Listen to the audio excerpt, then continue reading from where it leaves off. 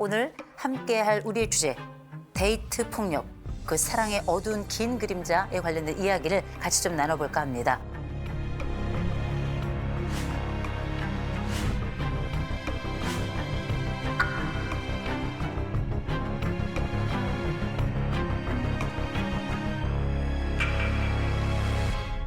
그러면 제일 먼저 해야 될 건 뭐냐?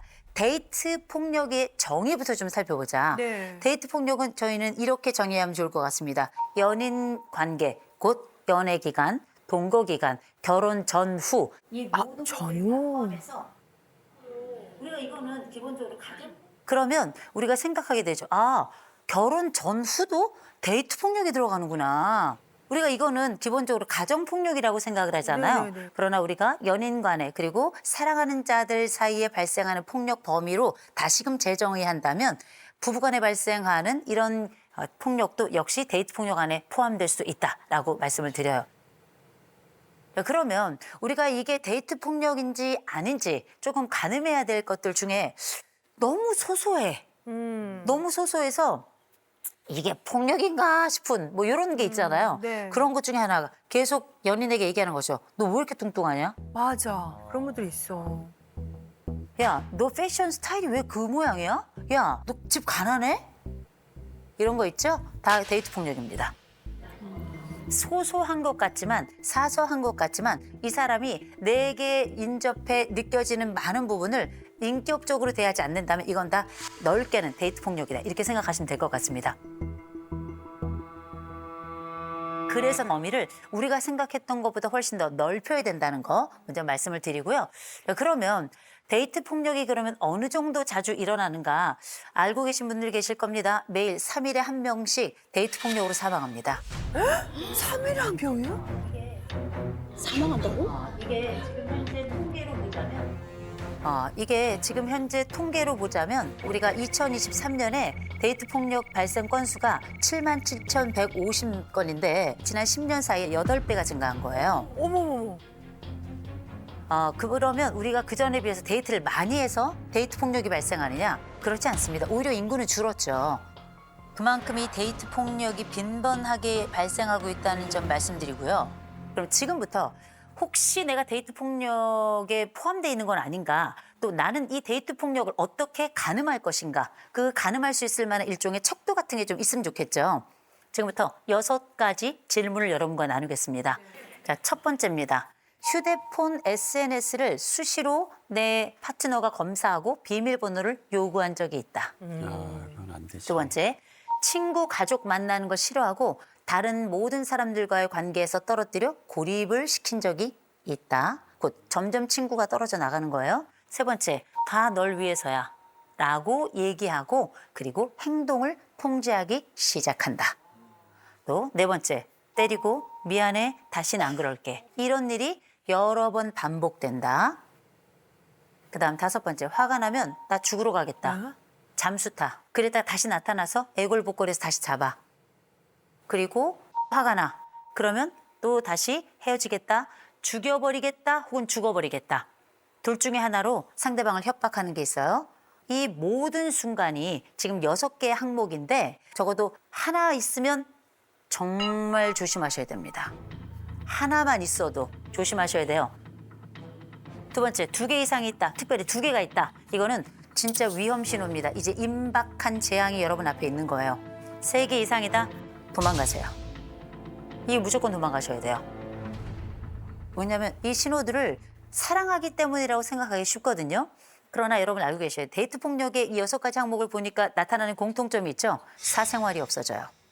나만의 비밀이 없어지는 겁니다. 어머머머머. 한 개체는 성인으로 성장한다는 건 나만의 영역이 있고 누구도 침범하지 못하는 그 영역에서 나만의 사적 비밀을 가질 수 있는 그런 권리, 바로 나만의 그 자리가 있어야 되는데 이 자리가 사랑이라는 이름으로 침범당하는데 자주 침범당할 뿐만 아니라 내 것이 점점 없어지죠. 이건 폭력의 가능성이 대단히 높아지는 것이다. 이렇게 생각하시면 좋을 것 같아요.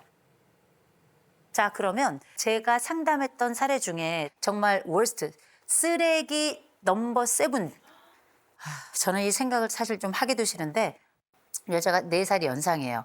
근데 이 전에 이 남자가 여자에게 목숨을 걸었어요. 왜냐하면 이 여자가 정말 예뻤습니다. 누가 봐도 지나가다 한 번씩 이렇게 돌아보는 사람 있잖아요. 그 정도로 매력적인 사람이었는데 이 사람에게 목숨을 걸고 쫓아다니기를 반복하다가 나중에는 이 여자가 보는 앞에서 난 너 아니면 죽겠다고 시위까지 하고 아이고. 그러니 이 여인은 생각하게 되죠. 이 남자인가 보다. 아. 이 키워드 잘 기억하세요. 이 남자만큼 나를 사랑해 줄 사람이 없다. 이 생각이 들어서 이제 교제를 시작했어요. 술도 같이 먹고 이러면서 이제 잠자리를 하게 됐어요. 잠자리를 하고 나서 그 다음 날부터 이 남자가 완전히 돌변했습니다. 뭐? 완전히 돌변해서 이 여자에게 그전에는 존댓말을 했어요. 갑자기 반말을 시작해요. 이 남자가 이 여자와 함께하는 약속에 늦기 시작하고 그리고 자기가 늦은 장소가 있으면 그 장소에 가야 되잖아요. 자기가 있는 자리로 다시 그 여자를 불러요. 이런 방식으로 시간과 전반적인 주도권을 완벽하게 장악을 했습니다. 근데 이 남자가 진짜 나쁜 게 뭐냐면 이 여자하고 약속을 했어요. 펜션을 가자. 펜션을 가자고 하고 난 다음에 자기 친구 3명을 그 펜션으로 불렀습니다. 설마. 부르고 그 자리에서 이 남자가 갑자기 이 친구들을 딱딱딱 쳐다보더니 이 여자를 세워놓고 뺨을 때렸습니다.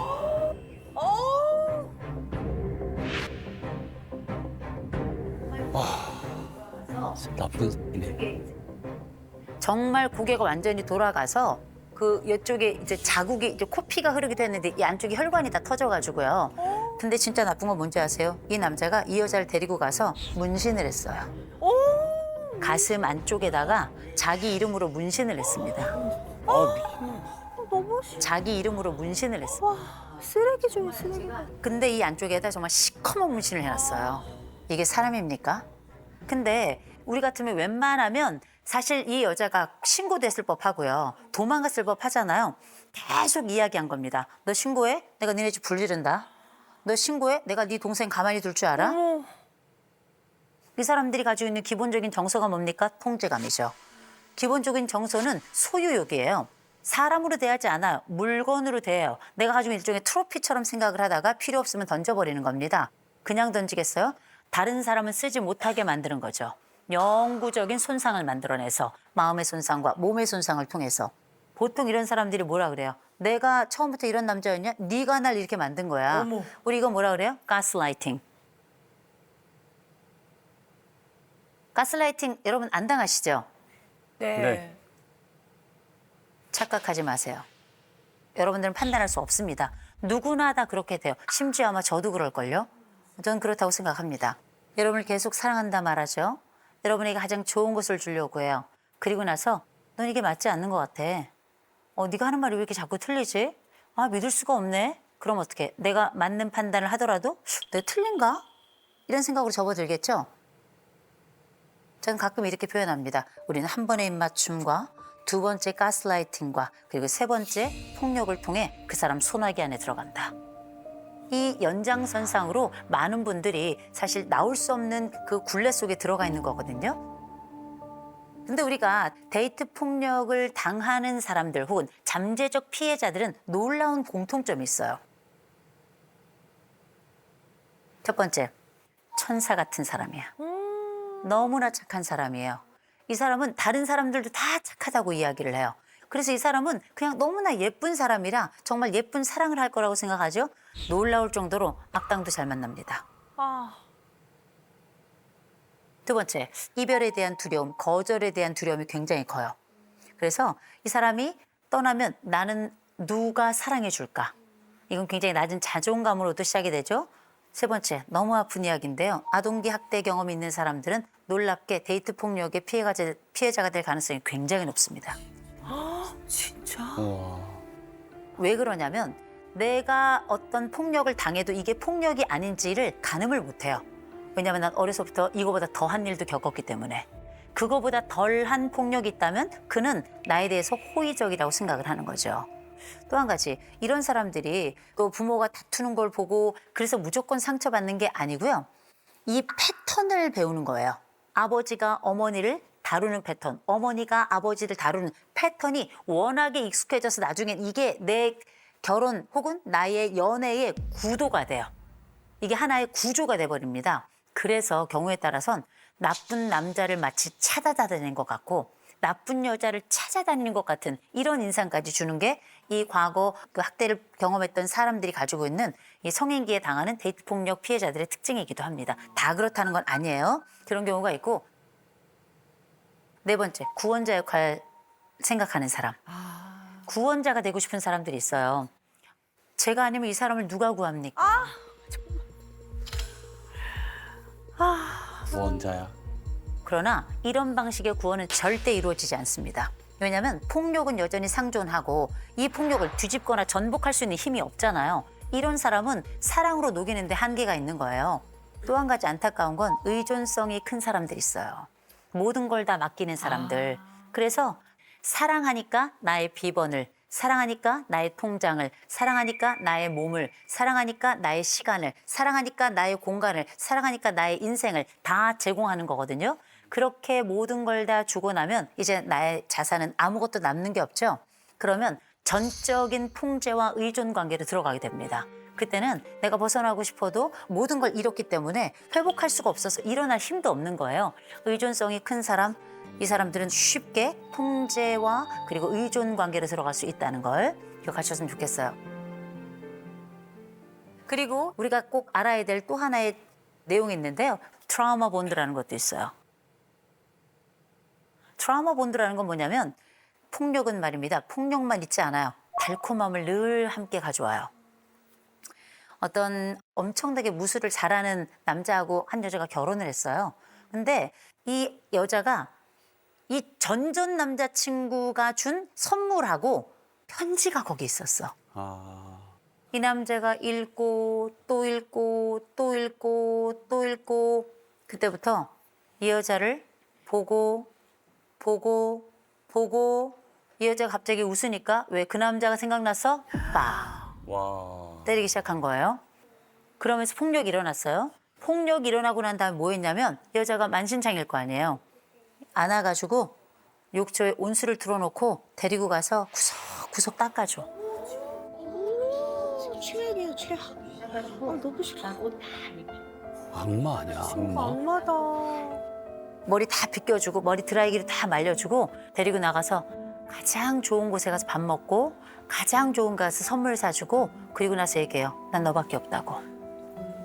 폭력과 달콤함이 반복되기 시작했죠. 나중에 시간이 지나서 무슨 일이 벌어졌는지 아십니까? 이 여자는 맞으면서 다음번에 이 남자가 해줄 목욕이 생각나더래요. 어머, 어떡해. 미치겠다. 이게 사람이에요. 너무 어이가 없죠? 이게 사람이라는 게 이렇게 무서운 겁니다. 나라는 사람이 맞으면서도 그런 생각을 할 수 있는 게 그게 인간이에요. 그래서 우리가 이런 달콤함과 이런 폭력이 반복이 되면 이게 하나의 나에게 조건으로 자리를 잡게 되는 겁니다. 이것처럼 비참한 일이 없죠. 그래서 이 사람이 나를 어떤 식으로 통제하는지에 대해서 큰 그림을 보셔야 되기 때문에 반드시 친구들하고 이 얘기를 나누셔야 돼요. 내가 맞았다. 내 뺨을 때리더라. 내 멱살을 잡더라. 내 머리 후려치더라. 이런 얘기를 마음 나눌 친구들이 있어야 돼요. 근데 이 얘기 못하죠? 왜? 수치심이 있으니까. 그래서 뭐해? 엄마한테 얘기 못해. 친구한테 얘기 못해. 또 가장 중요한 상담 현장이나 경찰에 신고해야 되는데 이걸 하지 못하는 거예요. 왜? 나의 치부도 드러나니까. 그렇지, 맞아. 그렇지. 창피하고. 근데 우리가 기억하시기 바랍니다. 폭력은 가속도가 붙어요. 더 심해질 거예요. 더 고통스러워질 겁니다. 부끄러운 게 문제가 아니에요. 살아야죠. 제가 말씀드렸죠. 3일에 1명이 죽습니다. 그게 내가 아니고 그게 네가 아니라는 그런 보장이 있습니까? 그게 내 딸이 아니라는 보장이 있어요? 그게 내 아들이 아니라는 보장이 있습니까? 그런 거 없는 거예요. 우리가 이런 상상을 하는 이유는 딱 하나예요. 조심해야 되고 그리고 내 스스로 두고 올감에 들어가지 않는 게 중요하다는 거죠. 맞아요. 아니 근데 선생님 그 주변에 만약에 이 데이트 폭력의 이 징후가 보이는 커플들이 있을 수도 있을 수 있잖아요. 있지. 주변에. 그럼 그거를 이제 저희가 나서서 적극적으로 말려야 되는지 아니면은 그냥 조금 모르는 척 이렇게 눈 감아야 되는지 어떤 게 더 좋을지 잘 모르겠어요. 이게 참 어렵습니다. 내가 네가 분명히 데이트 폭력을 당하는 걸 알아. 그런데 걔가 나에게 간절히 그렇다고 구해달라고 얘기도 안 해. 그러면 이건 접근해야 될까 말아야 될까 참 너무 어렵죠. 우리가 신고 의무자는 아니에요. 신고 의무자는 아니지만 폭력의 징후가 선명할 때에는 저는 같이 가서 신고해야 된다고 생각합니다. 아. 그래서 뭘 해야 되냐면 이런 폭력의 경우에는 해바라기 센터 같은데 신고하시고요. 해바라기 센터에 신고를 하실 때는 정말 좋은 점이 뭐냐면 신원이 보장이 돼요. 신원이 보장이 되기 때문에 내가 정말 얼굴을 그 가해자에게 내밀지 않아도 되는 겁니다. 따로 분리 조치를 하기 때문에. 그래서 잊지 마시고 내가 이런 어려움을 처한 사람이 있다 싶을 땐 신고하자, 내가 해주겠다 이렇게 얘기를 좀 해주셨으면 좋겠어요. 여러분의 신분 다 보장됩니다. 우리의 사랑이 우리의 이성을 멈추게 하고 우리가 가지고 있는 이 심장이 우리의 전전두엽을 멈추게 한다면 이 사랑은 건강한 사랑이 아니에요. 눈 뜨고 사랑을 봐야죠. 인생의 도둑이 우리가 원할 때 들어옵니까? 그렇지 않아요. 인생의 불행이 우리가 원할 때 우리의 일을 덮칩니까? 아니죠. 불행은 우리가 원치 않는 순간에 아무 때나 덮치는 거고요. 도둑 역시 우리 인생이 어느 순간이나 침범하게 되는 거라 적어도 우리가 예방을 위한 머리 구조는 좀 가지고 있자. 또 내 자신을 잘 보호하고 안전한 사랑을 위한 데이트 폭력 예방책으로 저희가 한번 이야기를 나눠봤고요. 우리도 그렇게 예쁜 사랑 그리고 서로에게 안전한 사랑 그리고 의미를 만들어가는 그런 사랑을 같이 해봤으면 좋겠습니다.